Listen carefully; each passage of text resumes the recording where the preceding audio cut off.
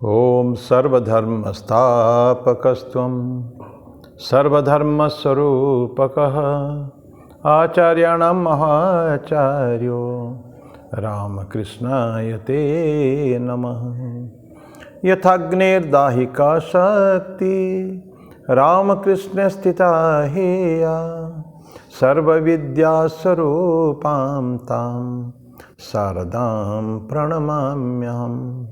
परतत्त्वे सदा लीनो रामकृष्ण समाज्ञया यो धर्मोत्थापनरतो वीरेशं तं नमाम्यहम्।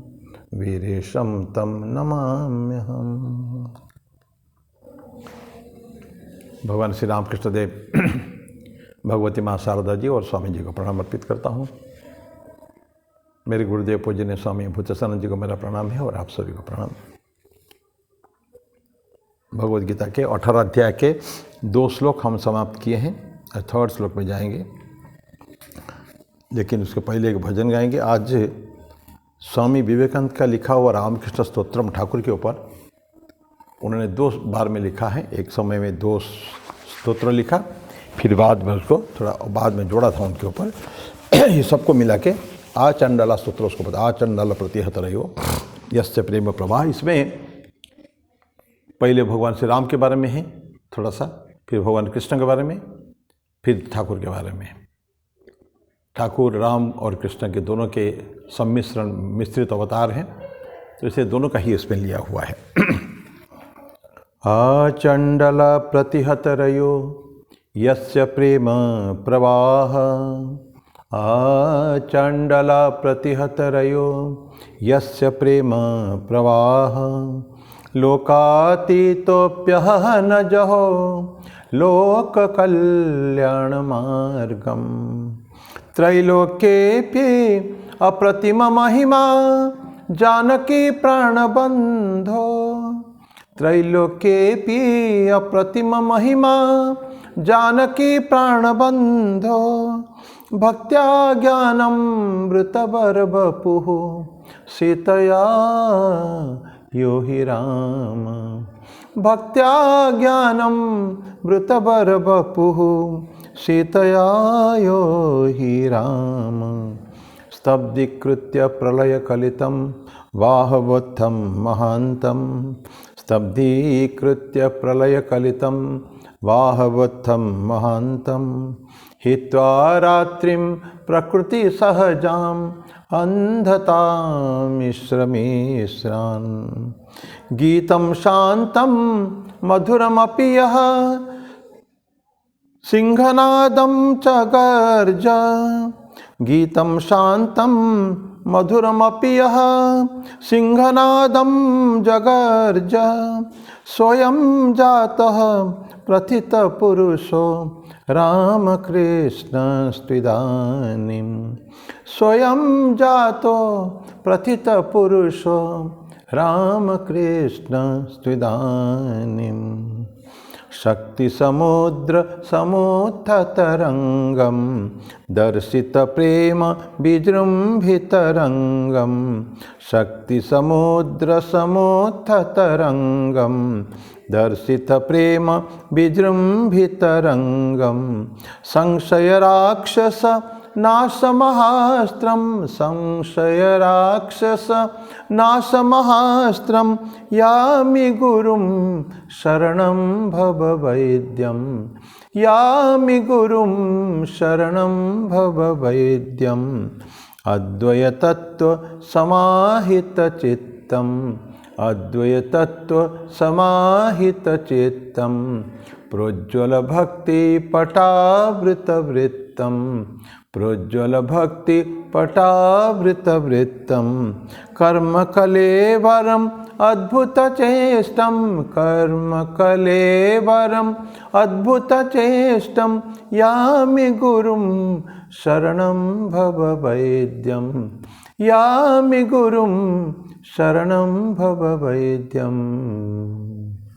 जय नरदेव जय नरदेव जय जय नरदेव।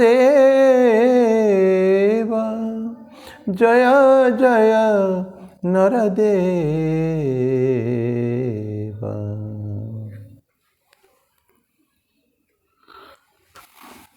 बहुत सुंदर मीनिंग है इस गाने का, भजन का। तो अभी श्लोक नंबर 3 पढ़ेंगे, 18वां अध्याय मोक्ष संन्यास योग। बहुत बड़ा चैप्टर, सबसे बड़ा चैप्टर यही है। 78 श्लोक इसमें हैं। तीसरा श्लोक भगवान कृष्ण कहते हैं, त्याज्यम दोषवदित्ये के कर्म प्राहुर्मनीषिणः यज्ञ दान तप कर्म न त्याज्यम इति चापरे। कई विद्वान कहते हैं कि कर्म दोषयुक्त है, इसलिए त्यागने योग्य है, और दूसरे विद्वान कहते हैं कि यज्ञ दान तप रूप कर्म त्यागने योग्य नहीं है। तो दो कंट्राडिक्टरी व्यूज़ है, वो होता है ऐसे। मैं लास्ट टाइम चर्चा किया था ना, मुनियों के मत अलग अलग होते हैं, कोई कुछ कहते हैं, कोई कुछ कहते हैं। कोई उसमें से एक्सेप्ट करना पड़ेगा, लेकिन ये जो हमको माइंड को शूट करेगा वही करेंगे। कोई कहते हैं कि यज्ञ दान तप को त्याग कर सकते हैं, न त्याज्यम, त्याग नहीं करना चाहिए, और बाकी कोई तो उसे त्याग कर दिया जाए।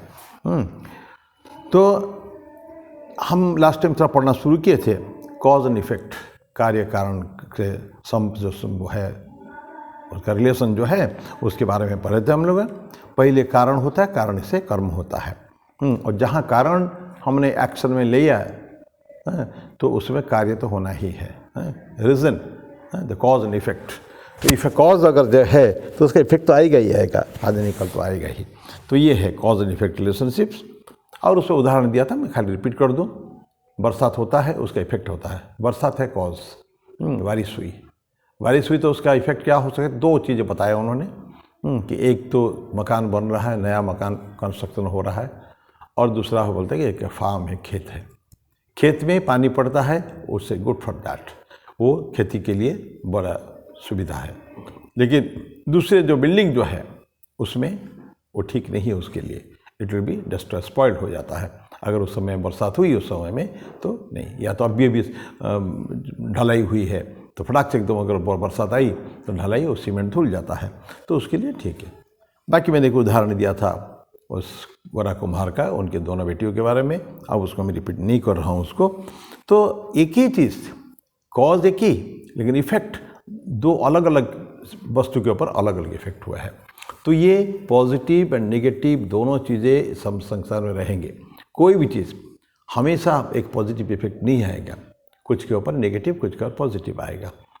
तो ये एक उदाहरण हमने दिया था। और बोलते कि फिर रेन का तो हो गया,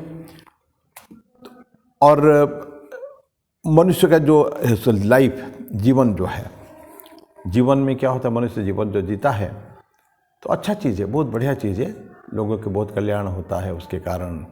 अगर ठीक ठीक मॉरल एथिकल लाइफ अगर उसने मनुष्य ने जिया अगर तो समाज का बहुत कुछ कल्याण होता है। और यही हमारा उपनिषद वेद अनंत काल से हमको उद्घोष करके आए हैं कि हमारा जीवन अपने लिए नहीं है, परार्थ यस्य जीवन हम बोलते हैं कि तो जो जिसका जीवन परार्थ के लिए है, स्वार्थ यस्य परार्थ एव, बहुत सुंदर श्लोक है, स्वार्थ यस्य परार्थ एव स पुमान एक सताम अग्रणी। जिसका स्वार्थ परार्थ है, मेरा कोई लोग होते हैं जीवन में उनका कुछ भी नहीं, they don't need anything from the society, वो सिर्फ उनका जीवन दूसरों के लिए है, वो हो गया परार्थ। तो परार्थ ही उनका स्वार्थ है। मेरे को अच्छा लगता है दूसरे के लिए काम करना पड़ेगा, आपको अच्छा लगता है दूसरे के लिए काम करना पड़ेगा, पकपट करना, तो उसमें ये हमारा है, लोगों का ही कल्याण। तो ऐसा व्यक्ति चाहिए। तो ऐसा दुनिया में कुछ भले बहुत काम हो, काउंटेबल है, तो आप फिंगर में काउंट कर सकते हैं ऐसे लोग जो बहुत बड़े बड़े सोशल वर्कर हो चुके हैं, समाज सेवी हो चुके हैं, वो उनके करते हैं। तो वो अपना जीवन खूब जीते हैं दूसरों के कल्याण के लिए, ठीक है, लेकिन कुछ हानि भी करते हैं। जैसे खात माने बोलते हैं कि वो दूसरे जीवों को भी कंज्यूम करते हैं वो लोग। जीव जीवस्य भोजनम है ना, वो एक बात है कि बड़े प्राणी जो है ना, छोटे प्राणी को सब हमेशा खाते रहते हैं, नष्ट करते रहते हैं। एक तालाब में जाके बड़े बड़े मछलियाँ छोटे छोटे मछलियों को खा जाते हैं, तो छोटी मछली जो है वो बड़े मछलियों का भोजन हो जाते हैं, और वही छोटे मछली जो बड़ा हो जाता है वो फिर दूसरे छोटे को भी खाता है। तो दिस इज ए प्रोसेस। अगर ऐसा नहीं होगा तो समाज में, संसार में ये जो क्रिएशन होता है ना, तो डिस्ट्रॉय हो जाएगा, सारे इम्बैलेंस हो जाएगा। तो बैलेंस करने के लिए डिस्ट्रक्शन भी चाहिए, जितना क्रिएशन चाहिए उतना डिस्ट्रक्शन भी चाहिए। जो जो चीज़ें के अनावश्यक जो होते हैं, कितनी चीज़ें धीरे धीरे एक्सटिंक्ट हो चुके हैं जो काम में नहीं आए। हम सुनते हैं वो डायनासोर एक्सटिंक्ट हो गए, और कभी बंदरों के कभी वो हुआ करते बने, हम जो बंदर के जो वो होते थे ना, पूंछ होते हैं, धीरे धीरे पूंछ धीरे धीरे ख़त्म हो गया। और डार्विन कहते हैं कि बंदर से हम लोग इंसान आए हैं। हम लोग का पूंछ खत्म हो गया, पूंछ था कभी 4 पैर में चलते थे, आज का 2 पैर में चलते। एनीवे, ये सब दूसरी बातें हैं। ये तो दूसरों को जो डिस्ट्रॉय करने की टेंडेंसी भी ऐसे व्यक्ति में है, जो समाज के लिए भी बहुत ज़्यादा काम करता है। तो ये दोनों चीज़ों में पॉजिटिव, इफेक्टिव, नेगेटिव दोनों रहेगा, इविल रहेगा। तो इविल बोलता है कि ये सारे समाज में, सृष्टि में सारे कर्म में इविल है, छोटा सा भले कम अंश में हो, लेकिन है जरूर इविल है। तो इसलिए एक सेट, कुछ ग्रुप ऑफ सेजेस ये कहते हैं कि ये इविल्स को क्योंकि है, इसको धीरे धीरे ख़त्म कर देना चाहिए, एवेंडमेंट। इविल रहना नहीं चाहिए, इविल को ख़त्म कर दिया जाए। और यहाँ तक बोलते हैं कि जो समाज, ये जो मंडन लाइफ हमारा है, ये जो जागतिक जीवन है, सांसारिक जीवन जो है, ये जो जीवन हम जी रहे हैं, भौतिक जीवन जी रहे हैं, आध्यात्मिक की बात नहीं, मंडन लाइफ जो साधारण जीवन जो होता है, नॉर्मल ऑर्डिनरी लाइफ जो होता है, ये धीरे धीरे ख़त्म हो जाना चाहिए, एक्सटिंक्ट हो जाना चाहिए। टू दिस एक्सटेंट देखो, ये रहने की ज़रूरत नहीं। और स्लो सुइसाइड की बात कर रहे हैं वो लोग कि धीरे धीरे, ताकि इविल को रोकें, आगे और इविल ना हो, उसको रोकने के लिए ये जो क्रिएशन जो है धीरे धीरे नष्ट भी हो जाना चाहिए। जहाँ इविल है, जिसका हम, इविल तो सब जगह है, किस किस को नष्ट करेंगे। लेकिन उनका कहना है, उसको बोलते हैं कि लिक्विडेटिंग मंडल लाइफ, जितना जल्दी हो सके, एज क्विकली एज पॉसिबल, जितना जल्दी से, शीघ्रता से हो सके इसको नष्ट करने का है। उसके लिए बोलते हैं कि स्लो सुइसाइड।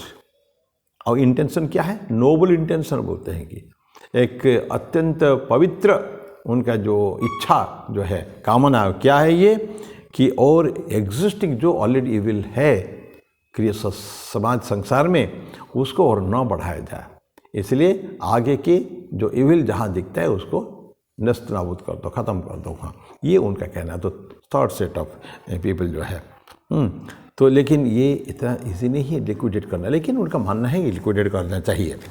लेकिन वेरी प्रैक्टिकल जो लास्ट ग्रुप ऑफ पीपल है, ए फोर्थ ग्रुप ऑफ पीपल, वो ये उनका कहना है कि ये रहने दीजिए, जो है परसिस्टिंग, जो संसार चल रहा है ना, ऐसे चलने दीजिए उनको, क्योंकि कभी भी एक समय नहीं आएगा, ना कभी था, ना कभी आएगा है, ना कभी आएगा आगे फ्यूचर में, भविष्य में, कि सारे चीज़ अच्छे हो जाए।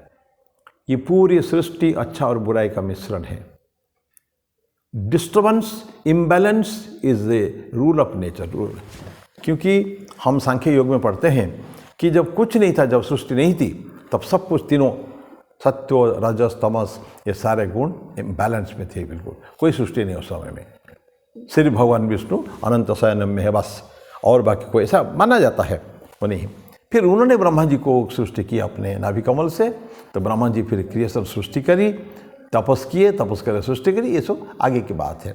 लेकिन बोलते कि वो जब नहीं था कुछ भी, तब एकदम खाली थी। लेकिन जब हो चुका है संसार, सृष्टि बन चुकी है, तो उस सृष्टि में बुराई रहेगी ही रहेगी। इन स्पाइट ऑफ दैट, उसके बावजूद बुराई में रहें, लेकिन ये जो प्रोसेस चल रहा है संसार, ये से चलना चाहिए, उसको हम बंद नहीं करना चाहिए उसको, ठीक है। क्योंकि सारे किस किस को हम ख़त्म करेंगे, ऐसा सोच कर वो बोलते हैं कि वो यद्यपि उसमें बुराई है, लेकिन उसको रहना चाहिए। वो उसका क्या कहना है कि ये मंडेन लाइफ को हम छोड़ नहीं सकते, निकाल नहीं सकते। इराडिकेट करते हैं ना, पूरा पोंछ के निकाल देने का है। ये कोई स्याही का दाग नहीं है कि हम उसके गीला कपड़ा में कांच को कर दे, या कोलिन डाल के कांच में गंदगी है, या कहीं गाड़ी गंदगी है उसको ठीक कर, ये नहीं है ऐसा। ये बिल्ट इन टू सिस्टम पूरा, ये पूरा समाज में आ चुका है ये बुराइयाँ। तो हम ऐसा करें धीरे धीरे, बुराइयों को कैसे कम करा सकता है, उसके परिमाण कैसे कम कर सकते हैं, इतना हम कर सकते हैं। तो हम इरेडिकेट तो कर भी नहीं सकते हैं, तो हम इसको एक्सेप्ट करें। जो उनका अच्छी बात तो बहुत है उसमें, तो अच्छाई के लिए तो वो करा जाए, बुराई रहेगी ही रहेगी, भले रहे। अब हर इंसान में, हम लोग सब इंसान हैं ना, कोई हम कह सकते हैं कि हम लोग परफेक्ट है? सिर्फ प्रॉफिट्स और अवतार ये जो उनको छोड़कर बाकी परफेक्ट कोई नहीं है। We are candidates to perfection. Swami Ranganathananda ji एक बहुत सुंदर बात यूज़ करते हैं, we are candidates to humanity. हम अभी भी मनुष्य बने नहीं हैं ठीक से। स्वामी विवेकानंद तब भी बोलते थे कि हम लोग अभी हम on the way of becoming human, क्योंकि जहाँ हमारे पशुत्व अंदर हैं तो हम ह्यूमैनिटी अफेक्टेड हो रहा है, प्रभावित हो रहा है उससे। तो ये रहेगी, ये चीज़ रहेगी। We are candidate to humanity, we are on the way to perfection. लेकिन उस दिन एक बहुत सुंदर बात ही पढ़ी मैंने कि nobody can be perfect, perfection is not attainable, लेकिन while we try for perfection we reach excellence। ये बातों को उनका कहना है। अच्छा, वेरी पॉजिटिव थिंग। हम छोड़ देने से अगर नहीं कुछ करेंगे तो कुछ नहीं होने वाला है। तो हम लेट अस ट्राई उच्चतम लक्ष्य रखें। गोल जब ऊंचा रहेगा तो लक्ष्य जब ऊंचा रहेगा तो हम जो प्रयास करते करते कहीं ना तो कहीं तो पहुँचेंगे। और कहाँ पहुँचेंगे? टुवर्ड्स परफेक्शन, ऊंचा ही जा रहे हैं। एक एरोप्लेन 10 किलोमीटर 15 किलोमीटर ऊपर भी उड़ता है और एक किलोमीटर ऊपर भी उड़ सकता है। तो 1 किलोमीटर ऊपर उड़ता है वो भी एरोप्लेन उड़ता है, वो भी उड़ता है, लेकिन ठीक हाइट में जाके कम हाइट में है। तो लेकिन फिर भी ऊपर तो जाता है। तो लेट अस गो अप। हम लोगों को परफेक्शन के लिए, पूर्णता के लिए, भलाई के लिए, डिविनिटी के लिए हमको तैयार तो होना पड़ेगा। उसमें कुछ गलतियाँ, खामियाँ फिर भी रह जाएगी। तो इसलिए उन संतों का कहना है कि जो उसका मूल्य है, इंट्रिंसिक वैल्यू जो है, आंतरिक एक जो मूल्य उसका है वो तो रहेगा। उसके लिए कम से कम हम काम को करने का प्रयास करें और जितना उसमें से अच्छा ही हो सके उसमें तो कर सकते, एक्सट्रैक्ट कर सकते हैं उसको। ये लोहा हमको आयरन ओर माइनिंग करते हैं, बॉक्साइट माइनिंग होती है। आयरन ओर में कितना % लोहा एक्चुअल आता होगा? बहुत थोड़ा सा ही है, बाकी तो ट्रास है, पत्थर है वो। पर ये पत्थर को गला कर हम निकालते हैं, उसमें सोना लोहा निकालते हैं, सोना निकालते हैं, बॉक्साइट से एल्यूमिनियम निकलता है, ये सब निकलता है। सो हम अगर सोचेंगे नहीं हमको बॉक्साइट को खोदना ही नहीं है, कोल खोदना नहीं है, ये नहीं खोदना, सोने की कोलार की गोल्ड माइन में मिट्टी नहीं खोदने का है, खोदना पड़ेगा, खोदेंगे उससे कुछ सोना निकलेगा, कुछ उसे कोयला निकलेगा उसमें से। तो ये सिस्टम है। उन लोगों का कहना है, बड़ा पॉजिटिव एटीट्यूड है कि हमको करते जाएं एवं अच्छे चीज़, good things will be definitely possible, उसमें से आ सकता है। एक छोटा सा उदाहरण और भी दिया जाता है। गुलाब हम देखें, इतना सुंदर गुलाब है, लेकिन गुलाब के किसके अंदर है? कांटे के अंदर है ना। तो हम अगर बोले कि नहीं कांटा है इसलिए गुलाब को नहीं रखेंगे, ये तो कोई बात ही नहीं हुई ना। तो कांटे के अंदर गुलाब रहेगा, पंख के अंदर, कीचड़ के अंदर कमल खिलेगा। ये तो दिस प्रोसेस, नेचुरल प्रोसेस है। तो हम उसको ठीक है आजकल वो करके बड़ा वैज्ञानिक प्रोसेस से कांटा को धीरे धीरे ख़त्म कर रहे हैं कि वो सॉफ्ट कांटा है कुछ में। पहले गुलाब में देखते थे कुछ गुलाब में एकदम इतना टफ कांटा है बिल्कुल, लेकिन कुछ बड़ा सॉफ्ट है, इतना ज़्यादा कांटा नहीं वो बात। लेकिन गुलाब में कांटा है इसलिए गुलाब को हम छोड़ नहीं सकते हैं, गुलाब को खेती नहीं करेंगे ऐसा भी कभी नहीं हो सकता है। पॉइजन है, मेडिसिन पॉइजन, जहर गलत है, ठीक है, जहर ठीक नहीं है, लेकिन जहर से भी हमारा निकलता है, मेडिसिन भी निकल सकता है।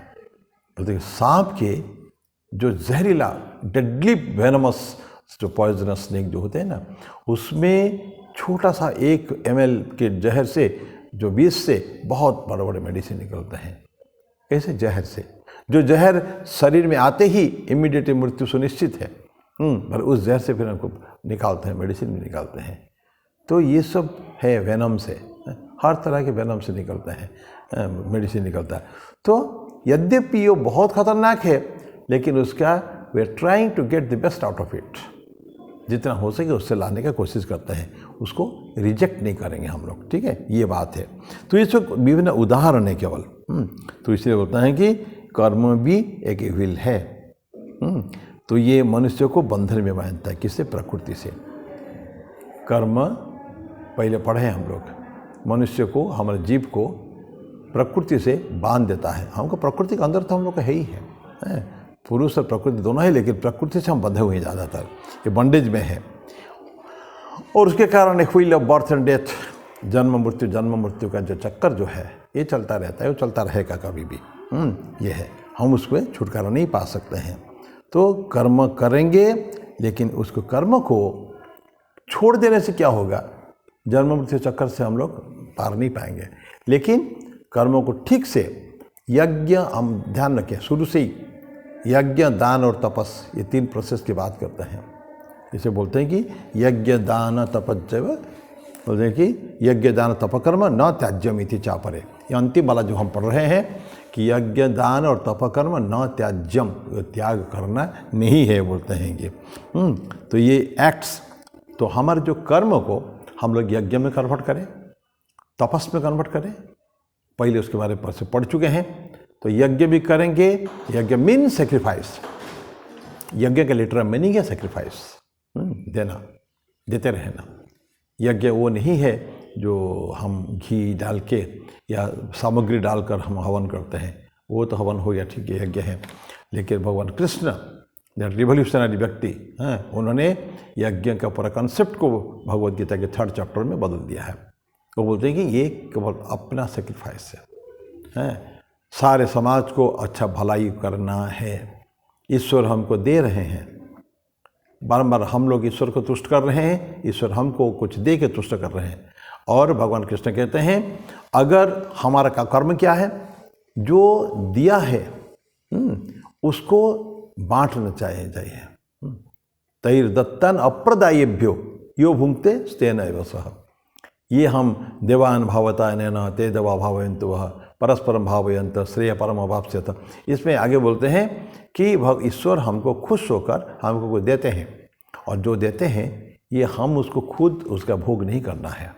उसको बोलते हैं कि अप्रदायभ्यो, दूसरे को न देकर जो उसको भोग करता है, यो भुंक्ते, वो चोर है। स्तेन एव सह, स्तेन ही एव मत ही, बोलते ऐसा करना है। जो करता है मिल गया, बस में घर में बांध के अपना गठरी डाल के रख दिया, और तिजोरी में पैसा को रख दिया, शस्य जो धान्य आता है उसको हमने रख दिया है, कुछ देना नहीं, दूसरों को देना नहीं है, खुद एंजॉय करना है।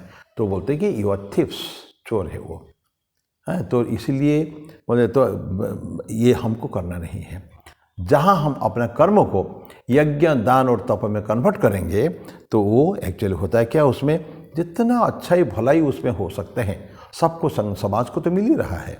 जो अच्छा काम होगा जो हम लोग करेंगे, जो सामाजिक सेवक जो कर रहे हैं, या जो सेवा के जो कार्य, इतने बड़े बड़े कार्य जो चलते हैं, वो क्या होता है, पब्लिक से लेते हैं, पैसा देते हैं। रामकृष्ण मिशन में कितना बड़ा बड़ा हॉस्पिटल, कितना बड़ा बड़ा स्कूल कॉलेजेस कितना चल रहा है। बाकी संस्थाएं बहुत है, ऐसे ऐसे संस्था है, लाखों लोगों को पर डे खिलाते हैं, हर रोज़ खिलाते हैं। और उनका वो है अक्षय पात्र की स्कीम, ISKCON का है अक्षय पात्र, बड़े बड़े शहरों में चलता है। Lakhs of people free food daily, हर रोज़। सिख संप्रदाय गुरुद्वारा में लंगर बांटते हैं, हजारों लोगों का लंगर, फ्री लंगर है, ठीक है। जब कोविड हुआ था तो आपने सुना जरूर होगा, इतनी सेवा सिख संप्रदाय की इतना सेवा की है। सिर्फ एक गुरुद्वारा, बंगला साहिब गुरुद्वारा दिल्ली में, सारे गुरुद्वारा करते थे, एक सबसे बड़ा, one of the best one इस बंगला साहिब गुरुद्वारा, पर रोज़ हर रोज़ 2.25 से 3 लाख लोगों को फ्री फूड देते थे वो लोग पर डे, पूरा कोविड पीरियड में, जब तक कोविड एक्टिव रहा। तो ये कैसे होता है, कर्म को छोड़ नहीं सकते हैं, वो कर्मों को कर रहे हैं। हो सकता है उसमें थोड़ा इंट्रिंसिक, थोड़ा गलत चीज़ भी होता होगा, तो ये बोलते हैं कि यज्ञ दान तप में हम अपना कर्म को कन्वर्ट कर दें, यज्ञ रूप में हो, दान करें। दान तो मतलब परम कल्याण है, बिल्कुल तुरंत दान परम कल्याण, महादान बोलते हैं।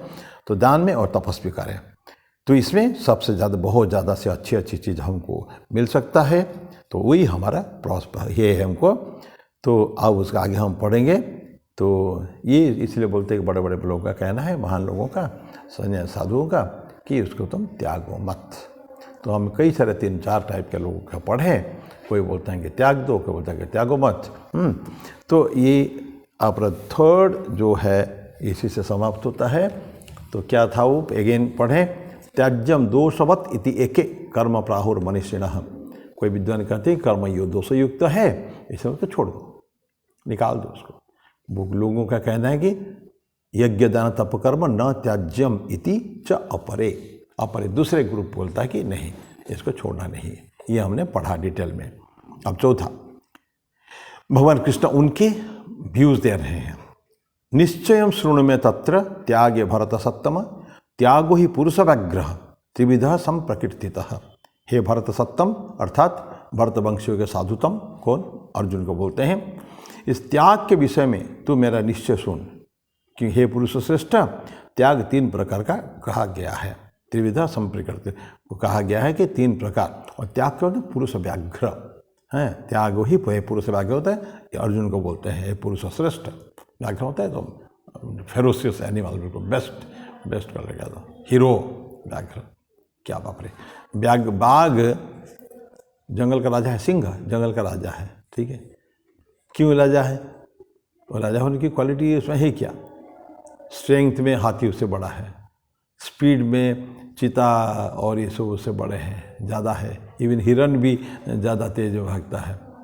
तो बाघ की सिंह क्यों है? क्योंकि सिंह में कॉन्फिडेंस है, मैं जंगल का राजा हूँ, फिनिश। और उसको नो क्वेश्चंस आस्क्ड। तो ये जो कॉन्फिडेंस उसको जो है, पौरुष जो है बिल्कुल। बाकी हाथी ऐसा कभी नहीं कहता कि मैं जंगल का राजा हूँगा, या हिरन कभी नहीं कहेगा कि जंगल का राजा हूँगा, लेकिन सिंह कहेगा कि मैं जंगल का राजा हूँ अकेला, बस। तो इसे बोलते पुरुष व्याघ्र। त्याग 3 प्रकार के कहा गया है। ये वर्ष नंबर 4। ये जो त्याग और संन्यास 2 शब्दों को हम लोग शुरू में पढ़े हैं। अर्जुन ने प्रश्न किया था पहले चैप्टर में कि संन्यास और त्याग को मैं अलग अलग समझना चाहूँगा, जानना चाहूँगा। 1 नंबर श्लोक में हम लोग पढ़े हैं। तो ये जो संन्यास और त्याग, ये दोनों सिनोनिमस है, पर्यायवाची कहते हैं ना, एक जैसा ही है, लगने को एक ही जैसा। ठीक है, साधुओं ने उसको अलग कर दिया। सर्वकर्म फल त्यागम प्राहु त्यागम विचक्षण है, और संन्यास मतलब सारे कर्म का क्या त्याग करने का है। काम्य कर्म को त्याग करना बोलते कि त्याग है, और संन्यास है, और सारे कर्म फल को त्याग करना त्याग। ये उन्होंने बोल दिया अलग अलग बात, लेकिन है सिनोनिमस। हम संन्यास कहेंगे वो भी त्याग है, सम्यक रूपेण न्यास है, छोड़ देने का है, पूर्ण रूपेण न्यास छोड़ने का है। और त्याग भी वही चीज़ है, न्यास वो तो त्याग ही है। तो ये दोनों पर्यायवाची है दोनों। और दोनों की मीन एबेंडनमेंट माने छोड़ना का, हमको दोनों को छोड़ना, त्याग कर देने का। एक चीज़ हमारे पास है, मकान में रहते हैं और मकान को हमने छोड़ दिया, क्या क्या त्याग कर दिया, एबेंडन्ड। कभी कभी वो जर्जरत हो जाता है मकान, उसको छोड़ दिया जाता है।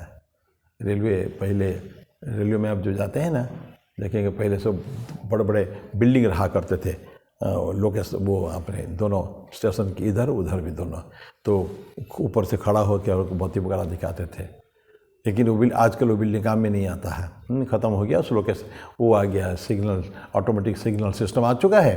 तो वो बिल्डिंग जो ख़राब होता, वो देखिए बड़े बड़े अक्षर लिखा रहेगा एबेंडन्ड, मतलब वो बिल्डिंग और रहने के लायक नहीं है। जो रहने के लायक नहीं है, निवास के लायक नहीं है, या व्यवहार के लायक योग्य नहीं है, तो उसको हमने छोड़ दिया था, दैट इज कॉल्ड एबेंडन्ड। तो जो काम हमारे काम में नहीं आता, कोई जो वस्तु या जो प्रोसेस, उसको छोड़ देते हैं, तो हो गया एबेंडन। वो भी संन्यास के नाम इसमें माना जाता है। रिनंसिएशन, ये भी एक बहुत सुंदर शब्द है, त्याग। स्वामी जी बोलते हैं कि service and renunciation are the twin ideals of India. सेवा और त्याग भारत के द्विविध आदर्श है। उसी लाइन पे उनको चलाओ, rest of the things will be taken care of. तो ये स्वामी जी बोलते हैं। तो रेनंसिएशन त्याग, और रेनंसिएशन वर्ड को ज़्यादा यूज़ करते हैं। और act, it's an act of giving up. ये नेगेटिव प्रोसेस नहीं है। त्याग या संन्यास ये कोई नकारात्मक नहीं है कि फ्रस्ट्रेशन आ गया है और फेलियर हो गया इसीलिए छोड़ के चल जाए, नहीं। यद्यपि कुछ केसेस में ऐसा है, बहुत कोशिश की, नौकरी नहीं है, या चलो ठीक है छोड़ के जाए, ऐसा कहीं जाके कहाँ झंझटबाजी समाज में रख करें, ऐसा नहीं है। या फेलियर हो गया, में कुछ मिल नहीं रहा है, या फ्रस्ट्रेशन हो जाता है, थोड़ा सा खिन्न हो जाते हैं हम लोग संसार से। कभी कभी ऐसे टेम्पररी होता है ना, क्या कहते हैं उसको, वैराग्य, मरकट वैराग्य जिसको कहते हैं। थोड़ी देर के लिए मन में ऐसे भावनाएं आती है, आह क्या दुनिया में क्या रखा है, आज है तो कल नहीं है, नेक्स्ट क्षण में क्या होगा पता नहीं है। विशेषकर जो स्मशान भूमि में जाते हैं ना, उस समय में होता है।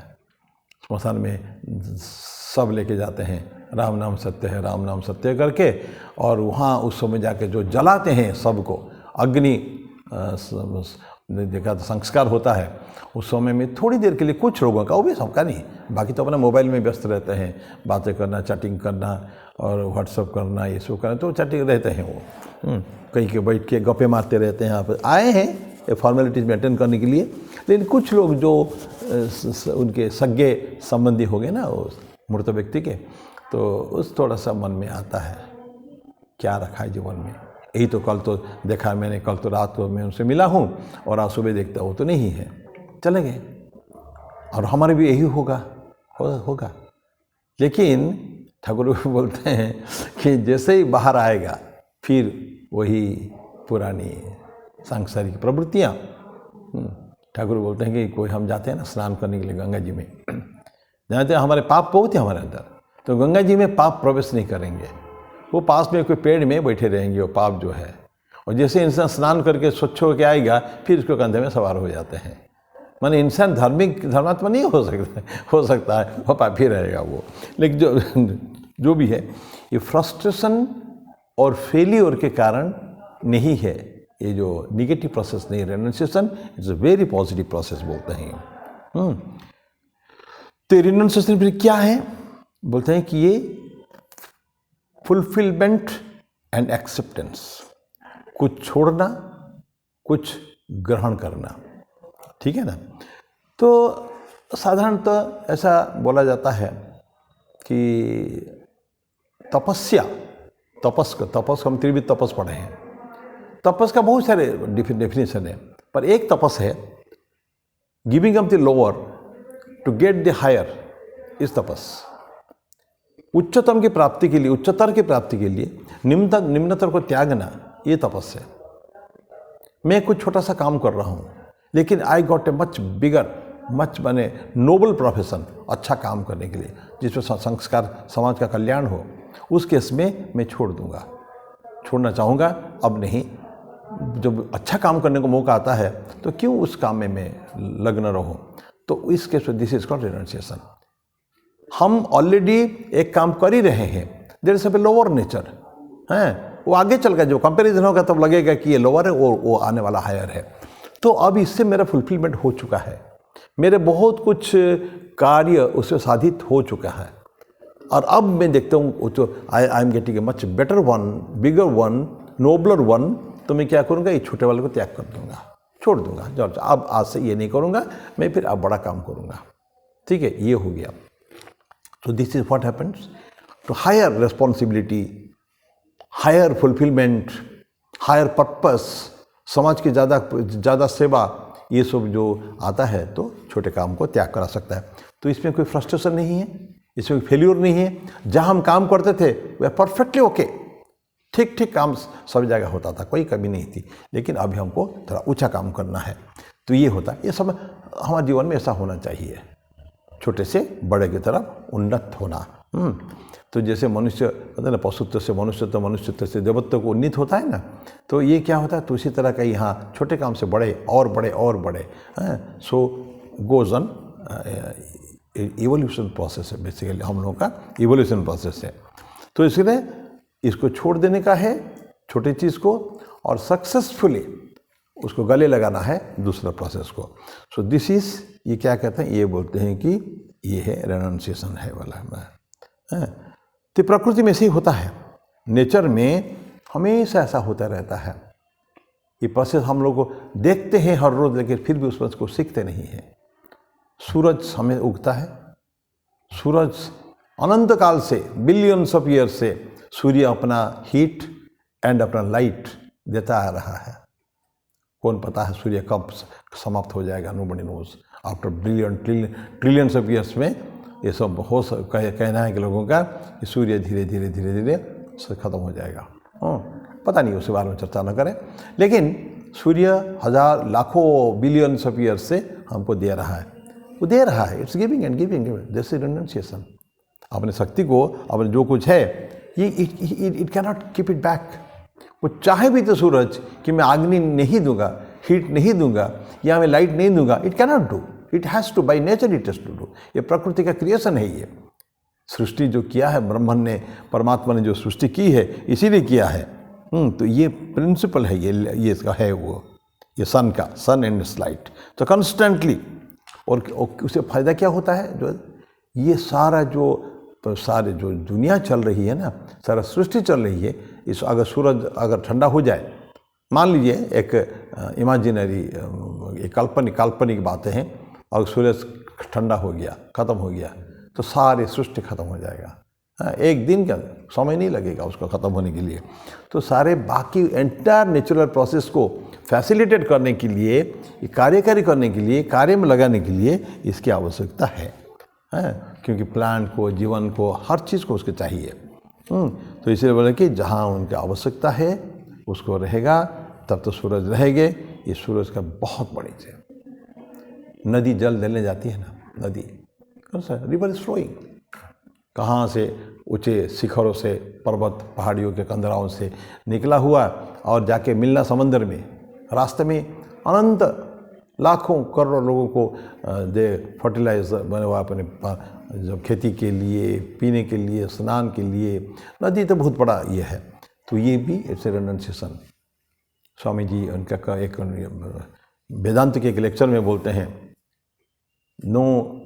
कोई पेड़ अपना फल को नहीं खाता है, नदी अपना पानी को कभी नहीं पीती है। बाकी वो उदाहरण देते हैं। तो हमारे जीवन में ऐसा होना चाहिए। हमारे जो रिसोर्सेस, हमारे जो अपना कहने के लायक जो चीज़ है ना, उसको हम न खा के अगर दूसरे को दें, वो तो पेड़ अन्यथा कर ही नहीं सकता कभी भी। एक पका फल वो गिरेगा ही गिरेगा जब तक उनका कनेक्शन प्लांट से है। किसके लिए प्लांट से कनेक्शन है? प्लांट से सैप लेकर, उसे रस लेकर धीरे धीरे अपना को पुष्ट करता है। धीरे धीरे कच्चा छोटा सा फल हुआ, बोर आया, अभी आम का बोर आया हुआ है, बोर बढ़ेगा, छोटा छोटा से होगा, धीरे धीरे बढ़ेगा, कच्चा तब खटा रहेगा, फिर अंदर से और रस लेकर ये मीठा फल हो जाएगा। और जहाँ देखा मेरे को अब प्लांट्स में रहने की आवश्यकता नहीं है, सो आई विल लिव इट। ये पेड़ फ्रूट डिसाइड नहीं करता है, हम एक पर्सनिफाई करें, एक व्यक्ति माने उसको। आम डिसीजन लेता है कि मुझे अब यहाँ रहने की ज़रूरत नहीं, क्योंकि मेरा काम अन्यत्र है, कहीं और है। मेरा जो इनट, जो इनहेरेंट जो क्वालिटी मेरे है, जो गुण मेरे में है, जो रस जो है, इसको मैं किसी दूसरे को दे सकता हूँ। ऐसा करके वो अपने आप को अलग कर लेता है पेड़ से। हम आगे फिर और चल कर, ऐसा बहुत सुंदर सुंदर ऐसा जो एग्जाम्पल से सारे प्रकृति में है। तो you must learn from nature. Early morning में उठने से लेकर रात को सोने तक हम कितने सारे ऐसे प्रोसेस देख रहे हैं कि हाउ सारे जंतु जानवर जीव जगत पूरा ये सारे देते रहते हैं। बहुत सुंदर स्वामी जी ने भगवान कृष्ण जो बाल काल में, बाल लीला में गाय चराने गए हैं वो, तो वहाँ जाके वो ग्वाल बाल के साथ खेल रहे हैं, और उनको देखते हैं धीमी धीमी बरसात, थोड़ी थोड़ी चिली मतलब भयंकर रुद्र सूर्य का ताप, और थोड़ी थोड़ी बरसात हो रही है, झिपझिप बरसात। तो पेड़ के नीचे आश्रय लिए हैं, तो उनको बोलते हैं पश्यते तान महाभागान। वो उसको पेड़ को दिखा के देखो, सब बोलते हैं ये महाभाग महापुरुष है। कौन? पेड़ महापुरुष है। क्यों? उनका रूट, उनका पत्ता, उनका तना, उनका एवरीथिंग, फ्रूट, उनका फ्लावर, सब कुछ काम में आता है। लेकिन इंसान ही ऐसा है, ऐसा कोई चीज़ आगे काम नहीं आता है। तो ये भगवान कृष्ण नहीं बोलते हैं, ऐसे ही लोगों का कहना है। तो अभी मैं ही समाप्त करूं, अगले बार फिर इसको चर्चा आगे रखेंगे। ये जो 4th श्लोक हम लोग पढ़ रहे हैं, तो मैं वाणी को विराम देता हूँ। ओम शांति शांति शांति। हरि ओम तत्सत। श्री राम कृष्णार्पणमस्तु।